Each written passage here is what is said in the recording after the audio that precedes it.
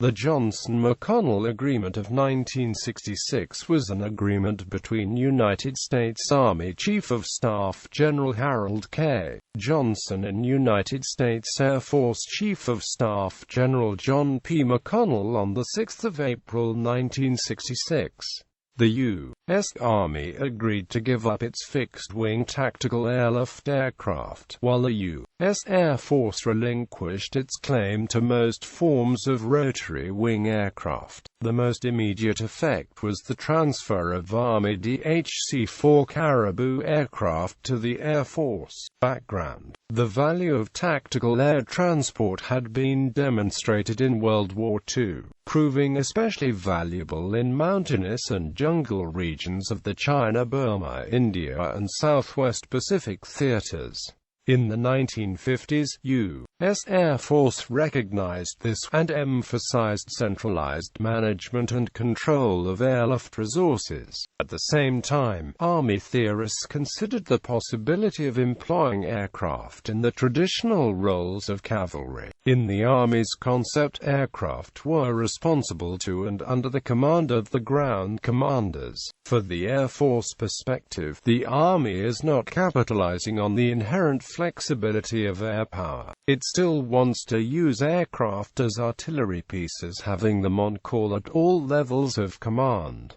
By 1960, the U.S. Army had 5,500 aircraft, and planned to acquire over 250 CV-2 Caribou aircraft. The Army's 1962 House Board strongly endorsed the air mobility concept, calling for the creation of air assault divisions equipped with organic aircraft, supported by air transport brigades equipped with heavy helicopters and Caribou transports.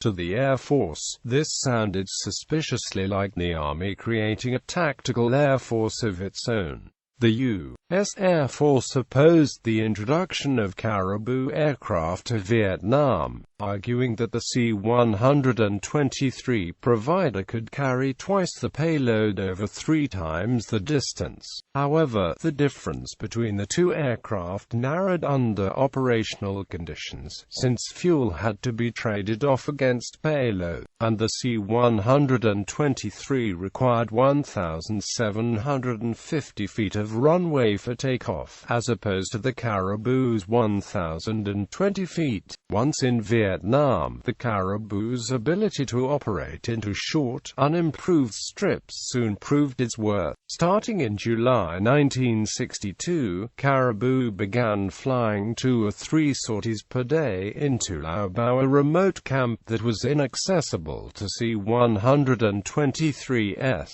By the end of 1965, there were 88 Caribou aircraft in Vietnam, and the Army was considering a proposal to procure 120 CV-7 Buffalo aircraft, something the Air Force viewed as a costly duplication of the C-123. In 1966, the U.S. Air Force began to deploy CH-3 helicopters to Vietnam, on the informal understanding that the Air Force would not attempt to deliver supplies to the Army by helicopter, but critical shortages of Chinooks temporarily ended doctrinal rigidity. Air Force helicopters found themselves employed on a variety of tasks requiring heavy helicopters beyond their intended role in special air warfare. The agreement. In late 1965, private negotiations began between Generals McConnell and Johnson over the transfer of Caribou and Buffalo aircraft to the Air Force. These were encouraged by the chairman of the Joint Chiefs of Staff, General Earl Wheeler, who wished to avoid involving the Secretary of Defense, Robert McNamara, or the Joint Chiefs of Staff. The text of the agreement, formally signed by McConnell and Johnson on 6 April 1966, read: "The Chief of Staff, U.S. Army, and the Chief of Staff, U.S. Air Force, have reached an understanding on the control and employment of certain types of fixed and rotary wing aircraft, and I individually and jointly agreed as follows: A.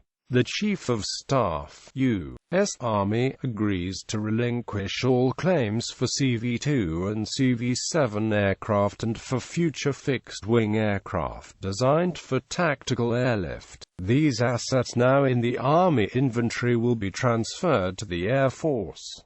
B. The Chief of Staff, U.S. Air Force, agrees to relinquish all claims for helicopters and follow-in rotary-wing aircraft which are designed and operated for intra-theater movement, fire support, supply and resupply of Army forces and those Air Force control elements assigned to DASC insubordinate thereto, that in cases of operational need, the CV-2 and CV-7 and C-123 type aircraft performing supply, resupply or troop lift functions in the field Army area may be attached to the subordinate tactical echelons of the field Army, as determined by the appropriate Joint Unified Commander, to retain the CV-2 and CV-7 aircraft in the Air Force structure and to consult with the Chief of Staff, U.S. Army, prior to changing the force levels of or replacing these aircraft. To consult with the Chief of Staff, U.S. Army, in order to arrive at takeoff, landing and node-carrying characteristics of follow-on fixed-wing aircraft to meet the needs of the Army for supply, resupply, and troop movement functions. C.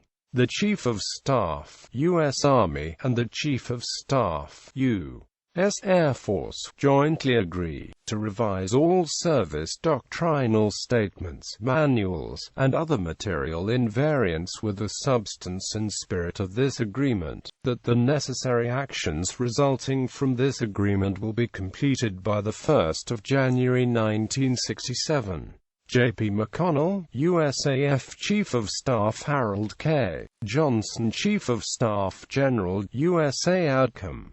The agreement was not warmly received by either service. Many Army officers felt that the Army had traded a real and valuable capability for empty guarantees of the status quo in helicopters. For its part, the Air Force was now responsible for manning and funding an aircraft that it had long opposed in return for renouncing rotary-winged aircraft. Should technological progress ever favor such aircraft, then the Air Force would be in serious trouble. In the short term, the agreement ushered in an era of lukewarm cooperation between the two services, and relief for the Army's critical pilot shortage, but the implications stretched far into the future. Once the war in Vietnam ended, the Air Force soon transferred all the C-7S and C-123S to the Air National Guard and Air Force Reserve. The Advanced Medium SDOL transport project was eventually cancelled, the Air Force arguing that surface-to-air missiles made tactical airlift too dangerous.